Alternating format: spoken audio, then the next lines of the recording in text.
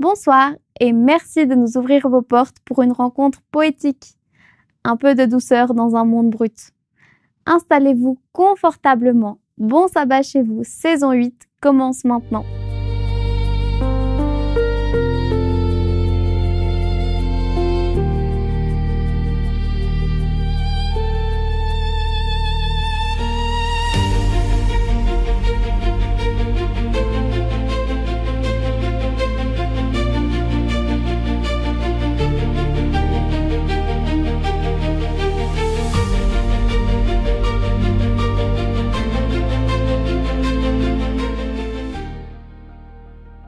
Vous savez ce que j'aime le moins en automne?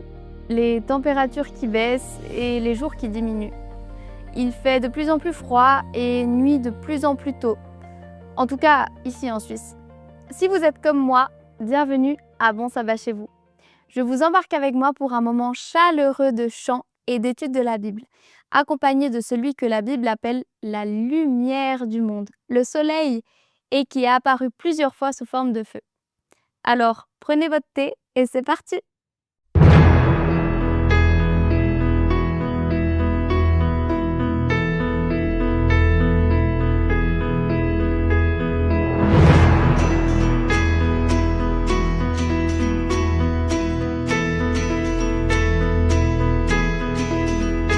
Parfois, ma foi se fait bien bousculer, je dois bien l'avouer, mon cœur a aussi ses failles, ses blessures anciennes comme autant d'entailles. Je n'ai pas honte de ça, car tu connais tout de moi, pourtant tu m'aimes quand même.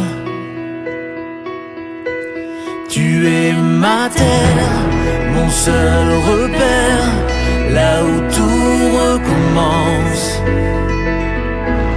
Je me sens chez moi, au creux de tes bras, je revis en ta présence. Se sentir étranger au milieu de gens, de lieux que je connais, alors que tu veux me dire que ma place est ailleurs, qu'il vaudrait mieux partir si je m'éloigne de toi. C'est souvent bien malgré moi, tu sais me ramener, me ramener. Tu es ma terre, mon seul repère, là où tout recommence. Je me sens chez moi, au creux de tes bras, je revis en ta présence. Tu es ma terre, mon seul repère, là où tout recommence. Je me sens chez moi, au creux de tes bras, je revis en ta présence.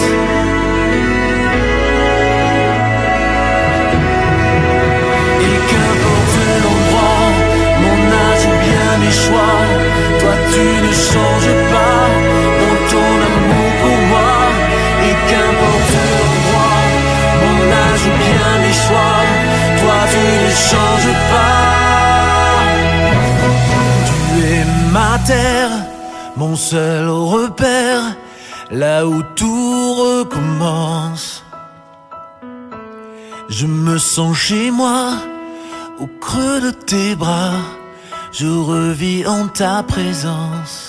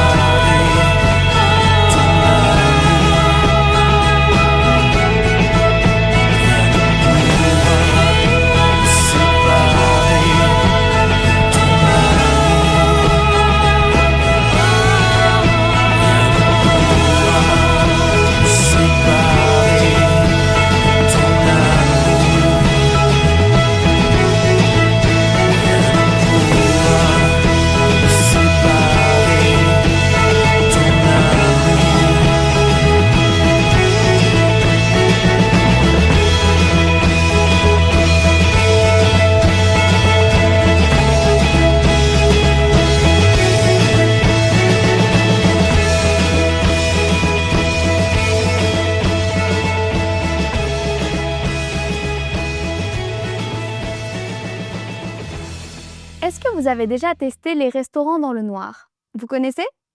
C'est un concept qui existe depuis bien des années maintenant à Genève, à Paris, un peu partout. Ce sont des restaurants qui proposent une expérience pour le moins étonnante. Manger dans l'obscurité totale. Vous êtes guidé à une table et vous recevez vos plats sans savoir ce que vous allez manger. L'idée est que vous dégustiez votre repas sans la vue, mais avec un sens du goût décuplé. Selon ceux qui ont expérimenté, l'expérience est unique. Elle permet de découvrir de nouvelles sensations et de créer un lien particulier avec les inconnus autour, qui vivent la même chose. D'autres parlent aussi de la joie de retrouver la lumière à la fin du repas. Ce qui est intéressant, je trouve, c'est que l'obscurité nous place dans une situation inconfortable, mais qui nous amène à nous dépasser en attendant la lumière. C'est parfois ce que la vie nous impose, des moments sombres, mais qui nous rapprochent de Dieu, qui est la lumière. Mais je laisse la place maintenant à Nicolas Walter, notre invité du jour, qui en parlera mieux que moi.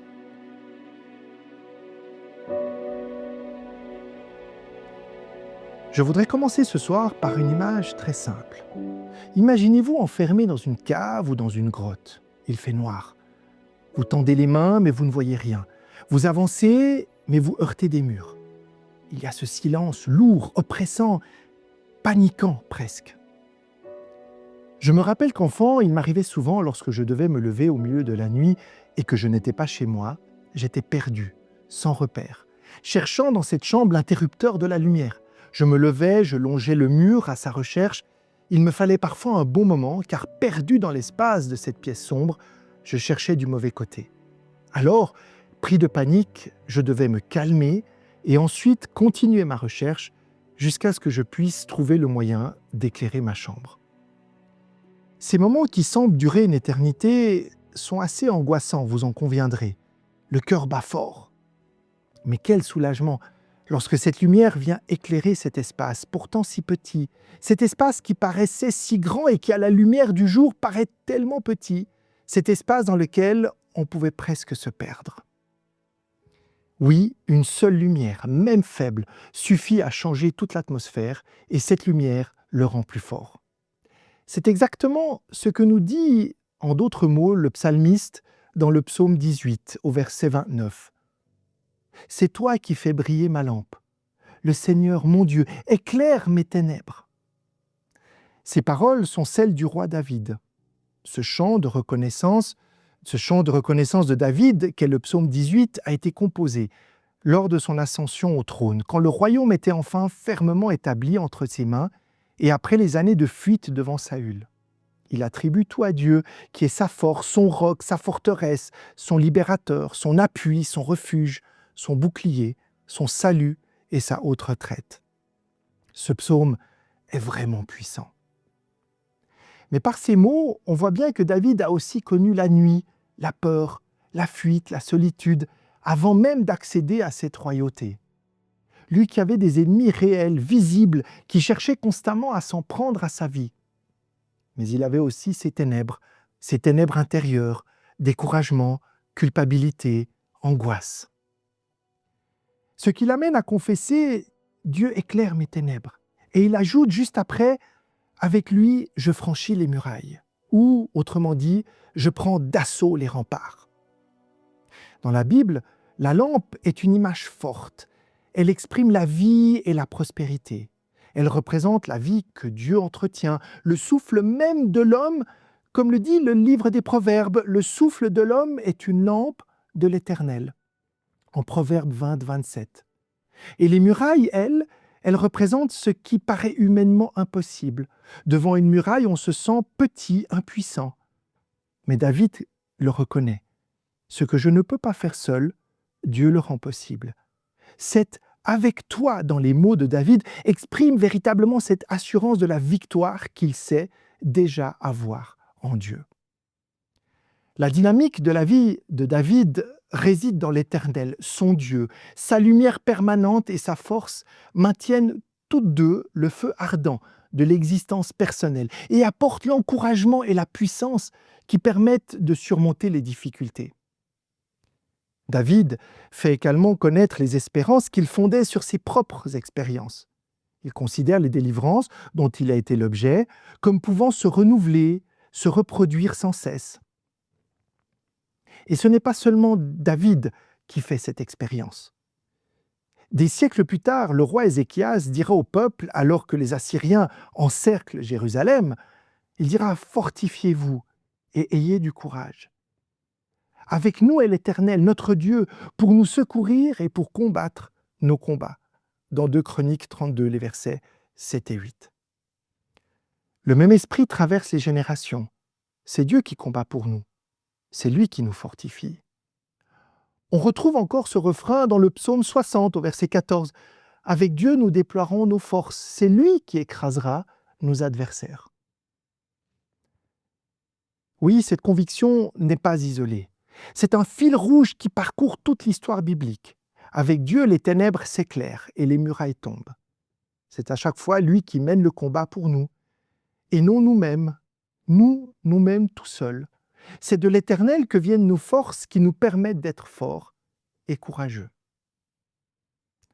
Quand je lis ces versets sur les ténèbres, ces ténèbres que Dieu vient éclairer et ces murailles qui sont franchies, je pense à mes propres combats. Mes ténèbres ne sont pas toujours visibles aux yeux des autres. Mais elles sont bien souvent présentes dans les combats personnels, parfois les luttes quotidiennes, comme les vôtres peut-être. Et l'Éternel va y mettre une lumière pour éclairer la grotte dans laquelle je me suis laissé enfermer bien trop souvent. Une grotte qui est devenue une sorte de prison par honte, peur du regard des autres, ou que sais-je. Mais avec l'Éternel, je suis prêt à faire face à ces ennemis, dans l'ombre qui me retiennent captif et qui restent tapis dans le silence, dans l'attente de m'achever. L'Éternel me donne la force d'y faire face, non pas tout seul, mais avec sa force, pour franchir ces obstacles et faire ainsi briller cette lumière, non pas ma lumière, mais sa lumière, celle que je ne peux pas refléter seul, mais qui est le reflet de celui que je représente par ma foi et mon témoignage. Vous aussi, vous avez sans doute vos ténèbres. Elles portent des noms différents, solitude, anxiété, maladie, échec, culpabilité. Ces ténèbres qui nous retiennent captifs, elles se cachent dans le silence et semblent parfois prêtes à nous achever. Mais le psaume 18 nous rappelle une vérité. Ce n'est pas moi, ce n'est pas vous qui faisons jaillir cette lumière. C'est l'Éternel qui vient dans nos ténèbres, dans nos profondeurs, pour nous visiter à sa lumière, nous éclairer d'un jour nouveau. C'est lui qui, par sa présence, allume la lampe, qui va éclairer la prison ou la grotte ou la chambre dans laquelle on a pu être et nous donner la force de franchir les murs et les obstacles dans nos vies. J'aime cette image. Tu fais briller ma lampe. Une lampe, vous en conviendrez, c'est fragile. Une petite flamme peut vaciller, elle peut s'éteindre. Mais dans la main de l'Éternel, de notre Dieu, elle reprend vie. Dieu ne promet pas de faire disparaître les murailles. Il ne promet pas que les ténèbres ne reviendront jamais. Mais il promet 2 choses. La lumière pour éclairer nos pas et la force pour franchir les obstacles. Alors si vous êtes assis ce soir avec un poids, un combat intérieur, une blessure secrète, laissez Dieu rallumer votre lampe. Parfois, nous cherchons une voix humaine qui nous rassure, un proche qui nous comprenne, et il n'y a personne. Un silence, une absence, et ça c'est lourd. Mais même quand les voix se taisent, la création parle encore de la gloire de Dieu. Un chant d'oiseau, un coucher de soleil, le souffle du vent dans les arbres, autant de signes que Dieu est encore là, sa lumière brille, même quand nous nous croyons seuls ou que nous croyons être seuls. Alors je vous pose une question. À vous qui partagez ce temps de réflexion avec moi ce soir, quelle grotte vous enferme aujourd'hui? Quelles sont vos ténèbres? Quel mur se dresse devant vous? La lumière dont parle David s'est pleinement révélée en Jésus-Christ. C'est lui qui a dit dans l'évangile de Jean au chapitre 8 au verset 12 « C'est moi qui suis la lumière du monde. Celui qui me suit ne marchera jamais dans les ténèbres, mais il aura la lumière de la vie. » Et c'est pourquoi Paul pouvait écrire dans l'Épître aux Philippiens au chapitre 4, le verset 13 « Je peux tout en celui qui me rend fort et puissant. » Paul, comme David, dont nous avons parlé jusqu'à présent, exprime une même assurance dans la victoire que Dieu peut avoir et a dans sa vie, et qui lui a permis et lui permet aussi d'avancer, de se relever de tous les défis personnels qui se présentent devant lui, même ceux qu'il vit au plus profond de lui-même, non pas comme des obstacles infranchissables, mais comme des murailles à franchir, avec Dieu à ses côtés. Le Seigneur, il le sait, ne manquera ni de lui donner ce dont il a besoin, ni de le fortifier pour faire face à toutes ces situations. Par ces mots, il exprime toute la plénitude de la grâce dont il se sent, lui, pauvre pécheur, comblé par Dieu. Mais attention, Paul n'a pas découvert cette force sans passer lui-même par les ténèbres. Sur le chemin de Damas, on le lit dans le livre des Actes au chapitre 9, Jésus l'a d'abord rendu aveugle pendant 3 jours. Il l'a plongé dans l'obscurité totale. C'était comme une nuit intérieure, un face-à-face avec ses propres ténèbres. La culpabilité d'avoir persécuté les chrétiens, la prise de conscience de s'être trompé de combat et tous les autres combats que nous pouvons ignorer. Mais ce n'était pas une nuit pour l'écraser, c'était une nuit pour le transformer. Quand Ananias est venu prier pour lui, ses yeux se sont ouverts et avec cette nouvelle vue, Paul a reçu une nouvelle mission. Jésus va lui dire qu'il sera désormais un instrument qu'il a choisi pour porter son nom devant les nations. En d'autres termes, Paul est passé de sa lumière personnelle ou de ses ombres personnelles, celle de ses convictions, de sa propre force, de son orgueil, de ses limites, à la vraie lumière du Christ, pour qu'il réalise et commence à assumer ce qu'il a fait, non pour le mettre à terre, mais pour qu'il puisse se relever, combattre ses propres ennemis, ses convictions personnelles, qui l'ont fait être un ennemi de Jésus en persécutant les premiers chrétiens, et devenir ainsi à son tour une lumière. Ainsi, Jésus l'a relevé, non pas pour en faire un super-héros, mais pour lui apprendre à vivre et à servir avec la lumière et la force de Dieu seul. Paul a expérimenté le fait que sans Jésus-Christ, sans s'appuyer sur sa grâce, il ne peut rien. Parce qu'il a expérimenté que la lumière du Christ est plus forte que ses ténèbres passées. Il est devenu à son tour, ainsi, une lumière pour le monde, marquant le début du christianisme. Et cette promesse, elle est encore vraie pour moi et pour chacune et chacun d'entre nous aujourd'hui. Quelle consolation, n'est-ce pas? Dans l'extrémité de nos maux, quelle puissance se trouve dans cette faiblesse? Quelle lumière peut jaillir ainsi de ces ténèbres?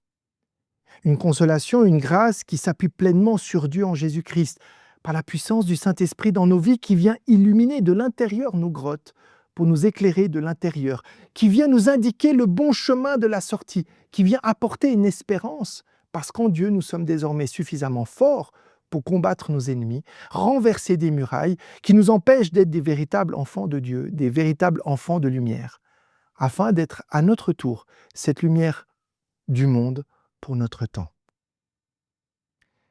Alors ce sabbat, je voudrais vous inviter à un geste intérieur très simple, de fermer les yeux et de présenter à Dieu vos ténèbres. Remettez-lui vos prisons intérieures et laissez sa lumière entrer. Avec lui, aucune muraille n'est trop haute, aucun ennemi n'est trop fort, aucune nuit n'est trop obscure. Une lumière s'est levée et cette lumière, c'est l'Éternel notre Dieu en Jésus-Christ. Bon sabbat chez vous.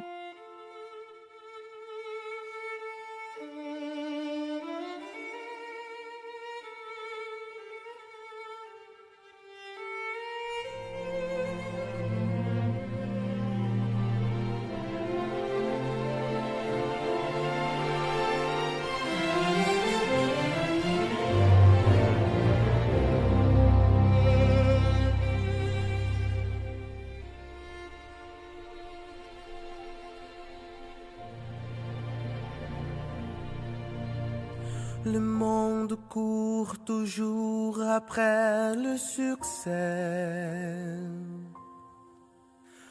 Peut-être est-ce la clé du bonheur, qui sait?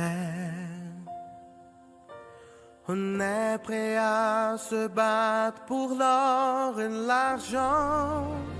Tout ça peut disparaître en un instant. mais Jésus est notre unique espérance. En lui, la vie prend un tout autre sens. C'est lui qui nous promet un monde nouveau, sans douleur et sans peur, ce sera beau.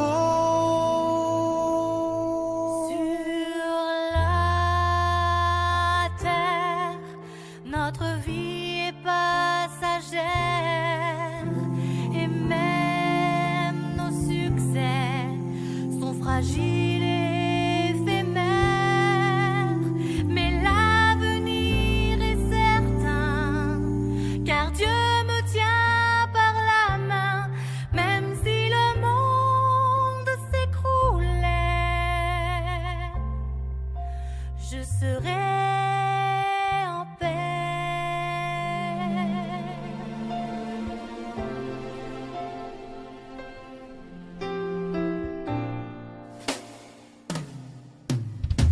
Remets ta vie entre les mains du Maître. Confie-lui tous tes projets, il agira. Le vrai bonheur sur terre, c'est de le connaître. Vivre ici-bas, mais dépendre du roi. Sur la terre, notre vie est passagère et même nos succès sont fragiles et éphémères. Mais l'avenir est certain, car Dieu me tient par la main, même si le monde s'écroulait, je serai en paix.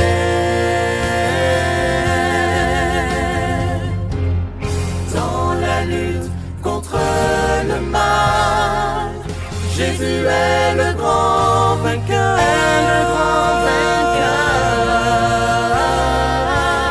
C'est lui notre général, il est notre rédempteur.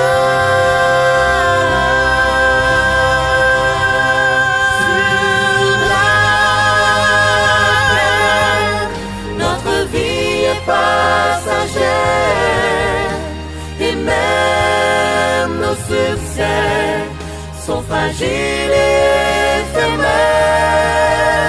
Mais l'avenir est certain, car Dieu me tient par la main, même si le monde s'écroulait, même si le monde s'écroulait,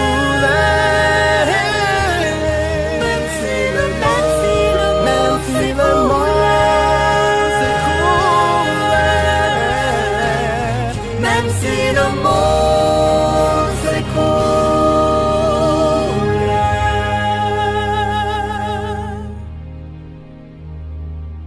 je serai en paix.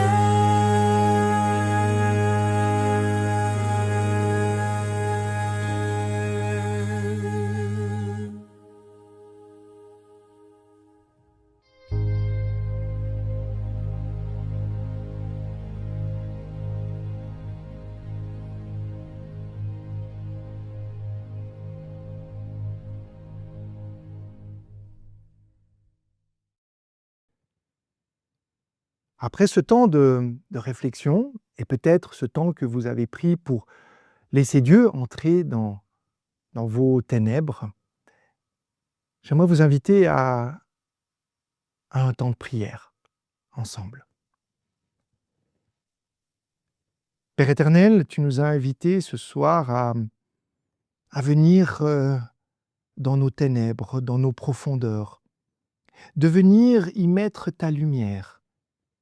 Tu es venu pour nous visiter, non pas pour nous culpabiliser, ni pour nous mettre à terre, tellement ta puissance de lumière est forte, mais pour nous aider à comprendre, à cheminer, à nous relever, pour nous aider à prendre conscience de ces ténèbres, pour mieux les laisser être éclairées par la puissance de ton amour.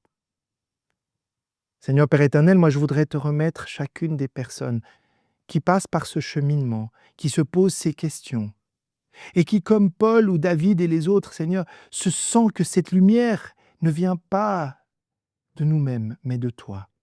Que cette lumière qui éclaire, elle est tellement forte, tellement belle, tellement douce, mais à la fois tellement forte, qu'elle vient éclairer chaque recoin de notre être intérieur, pour y apporter cette lumière, cette grâce dont nous avons tellement besoin. Et une fois remplis de cette lumière, nous pouvons franchir toutes les murailles. Aucune muraille n'est impossible à relever, à défier. Et ces murailles, Seigneur, tu en connais le nom. Tu sais quelles sont les murailles de nos vies, les difficultés, les défis. Et je voudrais te demander de venir les bénir, chacun, d'y apporter cette grâce, cet amour dont j'ai besoin et dont nous avons besoin pour être des véritables enfants de lumière. Que ton nom soit glorifié. En Jésus, je te prie, nous te prions, Père. Amen. Éternel, mon Dieu, éclaire mes ténèbres. Faites de ces mots votre prière en ce sabbat, et que tout ce qui vous questionne, vous semble flou ou ténébreux, puisse prendre sens et s'éclairer face à vous. C'est tout ce que je vous souhaite. Et partagez en commentaire vos expériences avec Dieu. Nous aimons lire vos témoignages, et cela encourage tous les internautes. Moi, je vous dis à la semaine prochaine pour l'étude d'un nouveau psaume. Rendez-vous donc vendredi prochain à 19h sur la chaîne Espoir Média. D'ici là, je vous souhaite une bonne soirée et un bon sabbat chez vous.